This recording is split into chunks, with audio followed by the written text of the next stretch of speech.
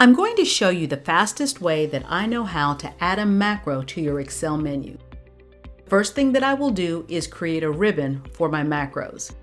You will see here that I have one called Sterling Macros for RIMI, SAT, and COGAT in a group. I'm going to create a new ribbon for the demonstration. First, I will select File, then Options, Customize Ribbon, and then a new tab.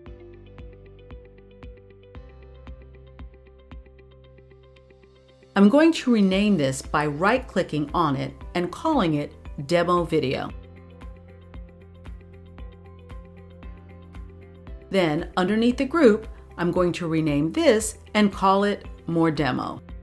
From there, I will select OK.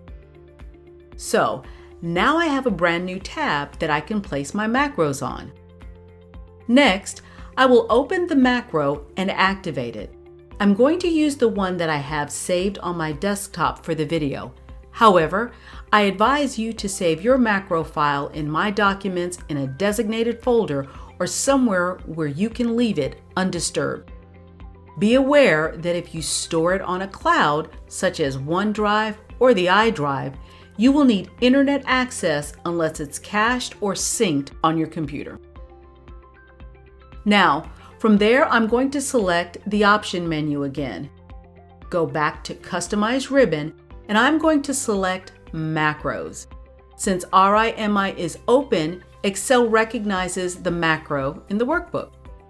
Now I want to expand this menu and select the Demo Video tab, More Demo group that I created, and select Add. I'm going to select OK, and now it's there under the More Demo ribbon.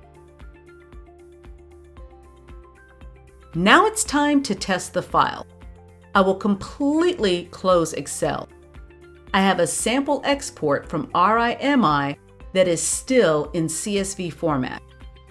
I simply open the file and select the RIMI icon on the custom ribbon that I created. Now I'm going to end this, close the RIMI file, and go back to the CSV file. Everything looks as it should. And that's it.